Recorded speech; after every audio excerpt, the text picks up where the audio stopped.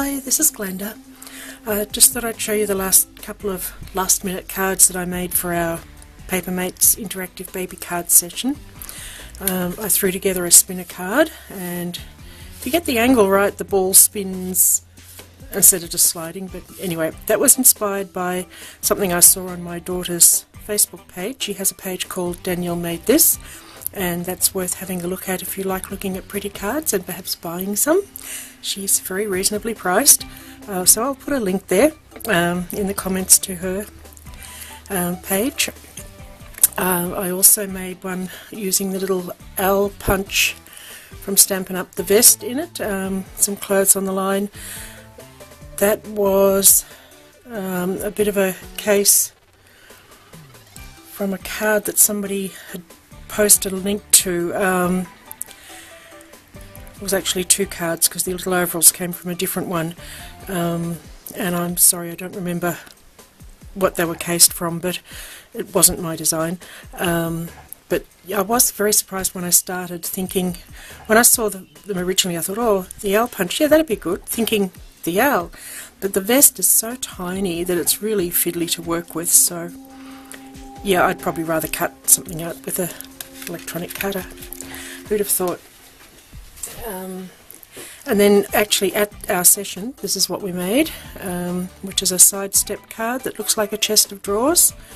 So that's me done with baby cards for a while, probably a long while.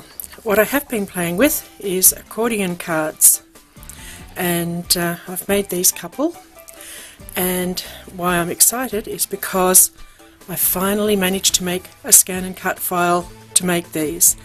And I've been struggling with this for weeks on and off, and I think I've finally beaten it. So I have that file for the ScanNCut people. I'm sorry to the people that don't have a ScanNCut.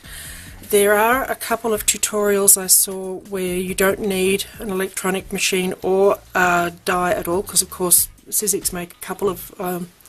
wait on. Karen Burniston has a die, both with Sizzix and with Elizabeth Crafts, that do these sort of albums, and I'm not sure if other people do too. I also found one online, one with a, I think she was offering, which was some sort of electronic file, but there was supposed to be a link where you emailed her, and there was no email link, so I didn't pursue it. But the other couple I saw, you actually just use ovals and things and put you put strings between down here to make, and then sandwich it between two ovals, and then you put another string that goes across the center, and that's how you get your shapes in the middle. You'd still need something to cut at least a circle or oval or something to make your life bearable. But anyway, there are a couple of ways of doing it if you don't have any of the other technology. But this is what I've come up with for the ScanNCut. So the file as is, we'll cut out 3 panels and 4 matting bits. Obviously you can mix and match any way you like and choose what to cut out, but as it is, there's 2 slightly smaller mats and 2 slightly bigger, and you can obviously fiddle with the sizes because I doubt that it's perfect. I really am over it at this point. So you'll get 3 like this.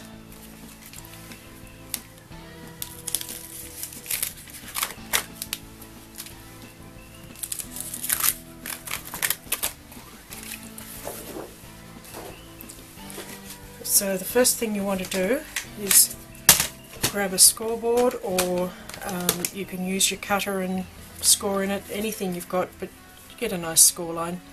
So you're going to score this tab. I've got 3, that was a nice number. No matter, you can add as many of these panels as you like, but for every panel you add you have to decorate it. So me being lazy, 3 was my maximum. So it will work on the fact that I'm doing 3. So the first 2 you're going to score like this, and you just want to score it well and fold it both ways just to get the fold good, and that's the scoring.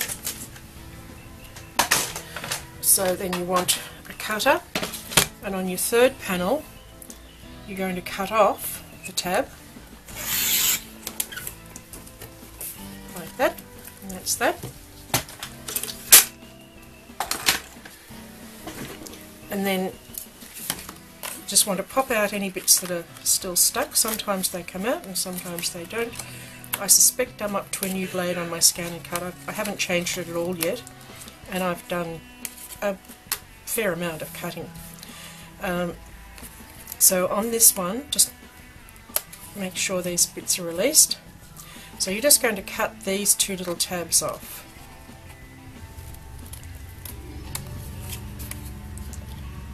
Just try and match the curve.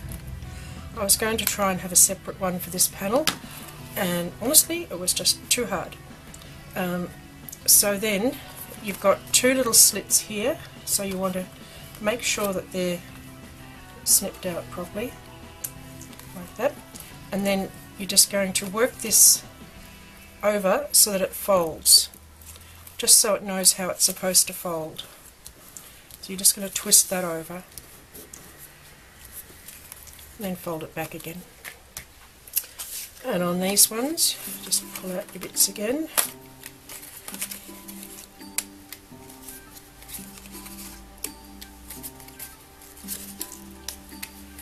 Make sure the little slits are slit there. Make sure these little slits here are cut, and then gently nurse that over and back again. And the same with the last one.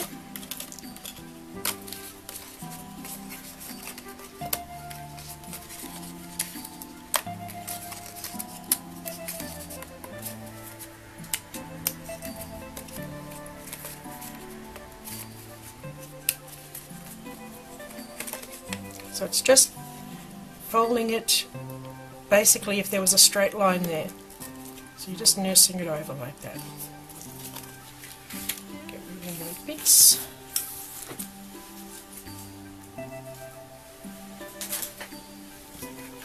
So then you want to line your pieces up. And the last one, just make sure that you haven't flipped it so that the curve should match. The curve goes the same way on all of them, like that. Put some tape on your tabs.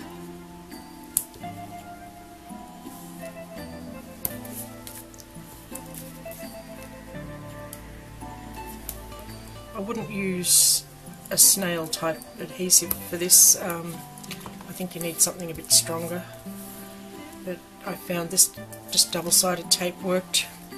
Sticky strip works. Tombow would work if you want to wait for it to set. So you're just going to line that up like that. And that one like that. Whoops, without bending it. And this is the time to decorate it. It is just so much simpler. So what you need to do at a minimum is the 3 inside panels and the front one, because this is going to become reversed, and you will see the front one when you open it. Let's see. You've got the front one you see like that, and when you open it you see the 3 inside. Yep, that's how it's worked. And I got confused and didn't decorate enough panels. So yeah, the 3 inside and the one that's now on the back of the front. And you can leave the others or decorate them whatever you like, but that's the minimum. Now you want to put some strong tape on here, and I'm hoping to be able to pull this apart so I can do the decorating, because I'm not going to waste your time decorating in front of you. I've got no idea what I'm going to do on it. So take the tape off the back of the tape.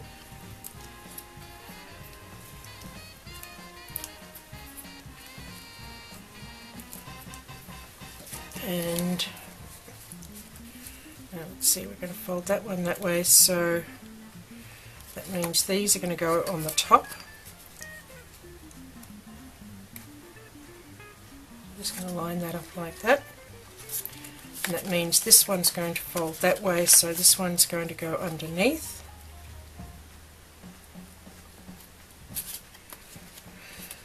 So they go through, and then you can just nurse it closed. These ones are going to fold opposite to that, and these ones are going to be opposite to that.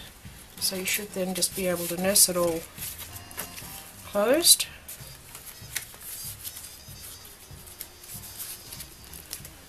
Hopefully it's going to sit fairly well. And no guarantees about the perfection of this file, but this is as good as I was getting it. So, like that, and then you've got your card and you open it up. You've got the front bit which flips over as you open it, or something like that. Yep. So that's my accordion file, and I hope you like it, and I hope it's of use, and it just stretches our ScanNCut a little bit further.